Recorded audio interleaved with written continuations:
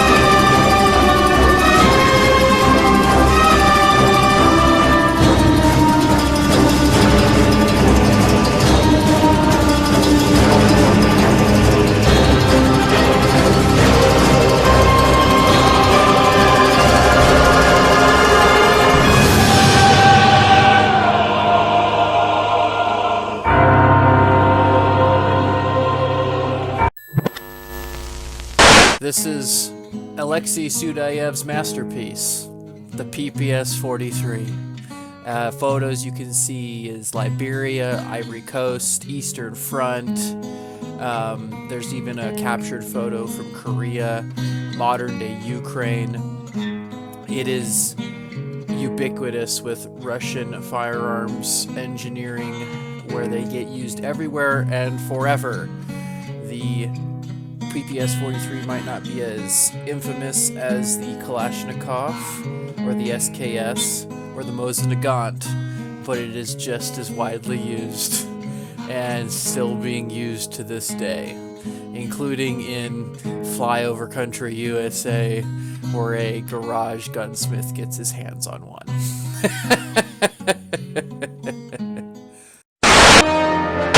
Shrouded in mystery.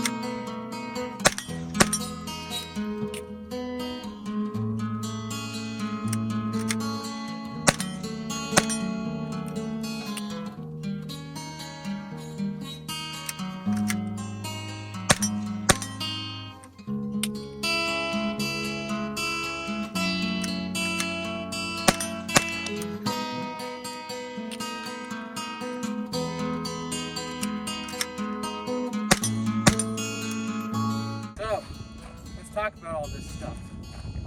Tacticool PPS-43C, the Surefire on there, and a Sig Sauer MSR, I believe, and then my horrible abomination of a mounting system on the back end of this thing. So, and then obviously I also have on here, which I'm a big proponent of this, have yourself a set of a rig of some kind. That's a chest rig. That's like the old school LBE load bearing harness I have on right now. This is actually an original 1950s, I think, Soviet and Polish comm block produced load bearing rig I have on right now. I've got a Soviet belt with the suspenders, and then you have Polish production PPS 8 PPS-43 mag pouches, and then you got Mosin Nagant like utility pouches for stripper clips and cleaning kit and stuff like that. So this is a full rig set up, engaged with both my Mosin Nagant scout rifle and this PPS-43. So, and then on the PPS, it's got a Mosin Nagant sling that I've just fed through here because this sling is long enough that it kind of acts like a single point sling, and you kind of drape it around your neck, and you can still shoulder the weapon with it draped on your neck, or collapse that, and you can brace yourself against it actually pretty efficiently. It all works pretty well out here like this. Obviously, at this point, I've got the crazy Tacticool brace on here right now, so you could brace it to your arm pretty easily. Strap it to your arm like that if you had to. So, that's the PPS-43 Tacticool. This is a Pioneer Arms one, chambered in 9x19. I had a 7.62x25 model one at one point, but you know, I couldn't find freaking ammo for it, and this was years ago, and I couldn't find ammo for it years ago, so now I'm sure it's even worse. And 9x19 one, these mags, as you can see, I'll probably leave it in there. I had one failure to extract all the way. These mags are 7.62 mags, 7.62 Toke mags, Tokaroff, and they work with 9mm, but the 9 in these mags is just a smidge too short. So you gotta be really cognizant of seating those rounds in the back of this gun. So, anyway, that's what we got so far, and I'm a really big proponent. You're gonna get weird shit, I don't care how weird it is, get something that supports it. This whole rig supports this gun, and it supports my Mosin Nagant. It's super niche, super weird, but I'm tired of seeing guys with guns and no way to actually support them as a system. I would no way promote this as like uber reliable, or the equivalent of getting like an MP5 or a CZ Scorpion or like a Ruger, you know, one of the Ruger carbines that's 9mm. I would never say that this is as reliable as one of those things, but this is kind of the direction I went because I like weird stuff, and it's reliable enough. So far, I've had only a few failures to extract. That's basically the only thing I've had issues with, and you know, it's been working pretty good. And I probably put, at this point, kind of today, I probably put close to like 1,000 rounds on it, maybe like 800 something, probably somewhere in there, and it functions pretty dang good. And because of how much of a pig it is, I mean, this thing's heavy and it's big. This is the same overall length as a standard Kalashnikov or an AK-47. So this is not a small gun. This is a big chunky boy, and for 9mm, it's a big boy. So it does not recoil, it does not move itself off a target, and it's not lightweight. So we're just gonna squish this down in here, like so, and then got myself an X-Acto blade here, like so, squished in there good, off the windows here, like so, and then we'll just do a quick little shift. Perfect. Just make sure that so that's all the taping for this that needs to be done. So this consists of a cheap piece of Chinese Picatinny rail. I have a Magpul Picatinny light mount for flashlights like that. Surefire. This is just a TPO, another piece of Chinesium that we're using as a connector between the pieces of Picatinny.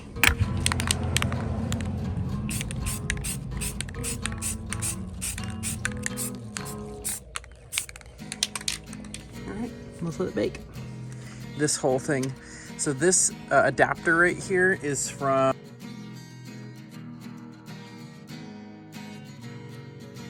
we're gonna go ahead and throw the tactical unit here onto the back of this thing. I also got some 271 thread locker because some of this I just don't want ever coming apart, so I want this to be as permanent as possible. So those bad boys are going back in there. So then this side on here and this side in here like that. This, which I believe it is. Okay, give that a good cinch. Give this side a good cinch. Beautiful.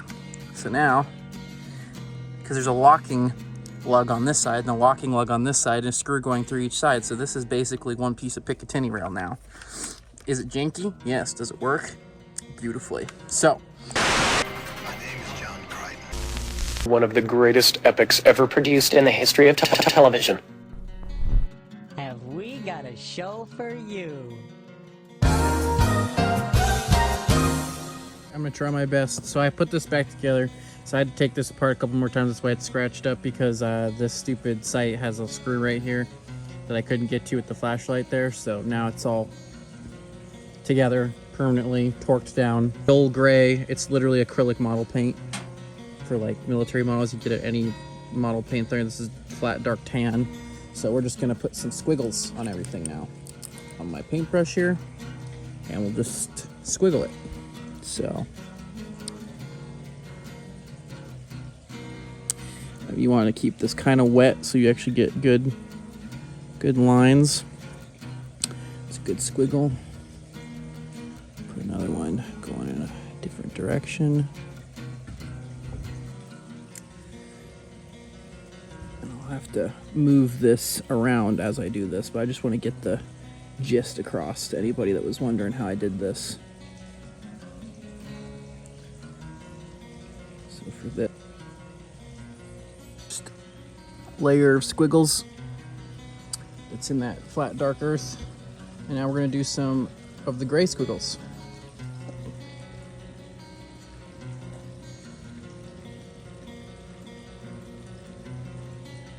There you go. So all painted up, all stripey squiggly pattern. I really like that undercoat. Honestly, that red undercoat's great. So here's my example for size comparison. This is standard. This is one of my crazy Kyber Pass AKs I have, but it's a 16-inch barrel overall length. It's an AKMS, but it's the same standard size as a 16-inch AKM. And there's the Tacticool PPS. Those suckers are basically the exact same overall length.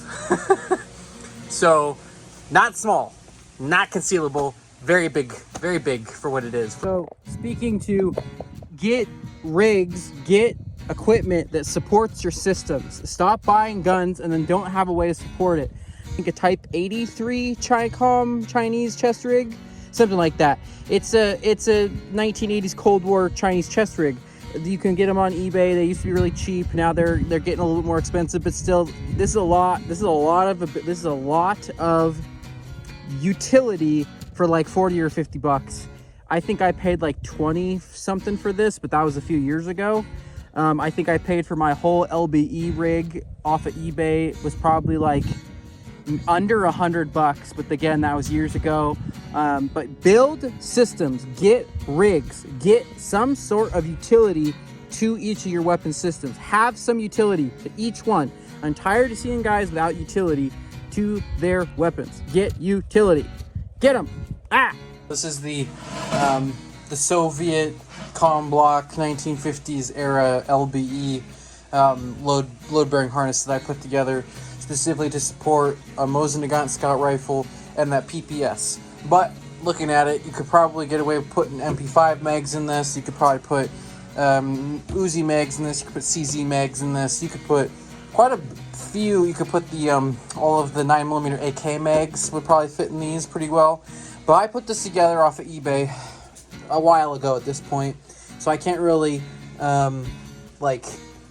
give you prices of everything. I bought all of this stuff, all this surplus, from a guy in Ukraine, I want to say at least a year ago at this point, or not more. So, and I just did it to support him, and he was selling it. I was looking for it, and this is all comm block, Russian 1950s production, or, you know, comm block neighbor states production stuff. So I think these are all Russian Mosin pouches. These are Polish produced PPS-43 pouches. I believe this is a Polish or Ukrainian produced suspender system. And then this is this old school Soviet belt underneath this whole thing. And I just pieced it together. And it's a pretty comfy, pretty usable load-bearing suspension system. And it carries, each of these carry 15 rounds of 760x54R if you load them up. So that's 30 rounds, 60 rounds, 90 rounds. But right here, this too on my back has the cleaning kit and oiling kit for the Mosin Nagant. So you got about 60 rounds of Mosin Nagant. And then you can replace one of these with another one of these if you want more rifle ammunition. Otherwise, you got, this is about, what is that? These are 35 round sticks, but I'll just say 30. So you got 90, you got 180 rounds of 9mm and 60 rounds of Mosin Nagant. And it's all, and you can still, because it's a load bearing harness, you can put a backpack on with it. You can wear it all day. It's pretty comfy actually for how old it is. I modified it a little bit. You can see I got some good old hockey tape up here, just kind of holding some of that loose stuff down. But yeah, get kit, get gear, get whatever you want. I like surplus because I can afford it. As I said, this whole thing right here was under $100 off of eBay. So okay, I have this bolted up in here because there's something else I need to add. So I was doing research on other videos people have talked about these guns with, and there's one guy I feel really bad with because he just got like put through the ringer with all this stuff. So one of the things dealing with was a lot of failures to feed, failures to extract, failures, right? So this is not a 9mm magazine. This is a 760x25 magazine. When they sell you the gun, they give you 2 mags in the box, and they've modified a lot of them. Oops, sorry, not this one. That's a regular one. These ones are the 2 that came in my box, and I put them into this duct tape mag thing. So they modified them by hacking a corner out of the side of this. They have not done anything to these mags. They did not replace the springs. They did not replace the followers. They did not do anything to these mags to make them 9mm. They just cut the corner out of the side of this feed lip, which is just compromising the magazines. So I only have 2 of these. I have not bought a single magazine from Pioneer because they just mangled these magazines. Now, in my experience, I was like, why would the freak would you compromise the feed lips? So I went and started poking around inside this thing, and one of the things I realized is that your whole recoil assembly here, this whole big old spring, it has this little metal locking nubbin that keeps it from, you know, flying out the end of this direction. It's like the keeper, right, on the spring. This thing right here was too long. So I hand filed it to fit the gun properly. So when you had this bolt, this whole bolt mechanism up inside this gun, right, this way, if I kind of close this a little bit. So when you had this whole mechanism up in there, oh, it's gonna not really click, up in there, what was happening when you would stick a regular, and this was a $10 surplus 762x25 Toke PPS mag, right? That I bought a whole bunch of these. When you would put this up in here, into the, here, that spring keeper and that rod that the spring rides on, it would hit this. It would bottom out on this. So you couldn't actually close the action of the gun and have it all work because it was too long. That little funky thing was too long, and it was interfering with the gun. So when it was sitting in here, so I take this out, it was sitting on top of that, right there, so that you couldn't put a mag in the gun. It'd get in the way. So I made it shorter, so now that it actually sits where it's supposed to sit in the gun. And now it works perfectly, and it works with surplus 762x25 mags, and it doesn't interfere with the magazines anymore. So this all closes now, even with that mag in there, and it racks and functions normally. But if we look down in here, and you can see that in there, it's now sitting behind the mag feed lips instead of on top of the mag feed lips, which is why they thought it was such a fantastic idea to chop an entire chunk out of the rear feed lips on that mag. So where that chunk has been taken out is where that nub was that much further forward. So that's dumb. So I fixed that, and now it functions fine. It has a few failures to feed, like I showcased. But yeah, there's no such thing as 9mm PPS mags, and if Pioneer is trying to sell you a 9mm PPS mag, they're lying through their fucking teeth.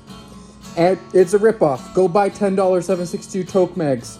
They work fine. You just gotta make sure to seat bullets in the back of the mag. Give it a little love tap before you seat it in the gun. Long ago in a distant land. You handsome, charming, specially marked boxes of monsters. Alright. So, thanks for watching. Thanks for spending your precious time watching my nonsense and wacky editing and weird taste in firearms and gear and projects. And yeah, I only have one other presence on all of the internet, and that's an Instagram account. I'll put the name of it somewhere on screen, and you can go follow me on there. I'm pretty active on there. And yeah, just having fun in Nowhereville, USA, and I hope you do too. So until I see you next time with my next weird projects, see you then. I love it when a plan comes together.